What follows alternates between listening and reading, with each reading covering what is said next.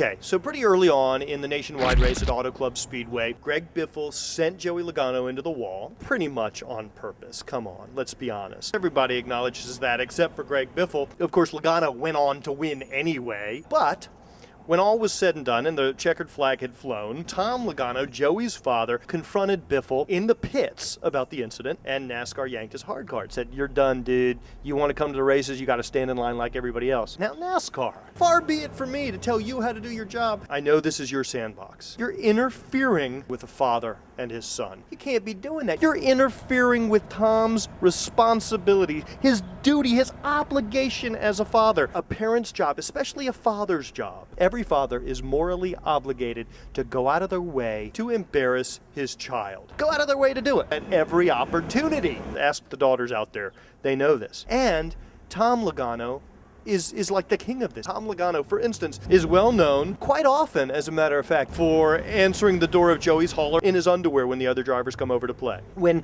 Tom drops Joey off at the drivers' meeting, he always makes Joey tell him he loves him and give him a hug and a kiss in front of all the other drivers. Tom Logano, after each race, Tom will spit into his handkerchief and then cleans Joey's face off for him. It's kind of endearing, yet for Joey, I'm sure it's embarrassing. It's what fathers do. This wasn't about righteous indignation. This was not about Tom defending the honor of his son or fighting his fights for him. I mean, come on, because Joey has proven he can take care of himself. He, is the youngest race winner in the history of NASCAR Sprint Cup. He walked away giggling from a horrific-looking crash at Dover. He's shown he can take care of himself. This was about a father's moral obligation. It was about him trying to embarrass Joey. Tom was going out of his way to do what fathers do. So NASCAR, you just back up off him. You have to admit that he was pretty successful. He accomplished his goal at embarrassing Joey. He mortified his son.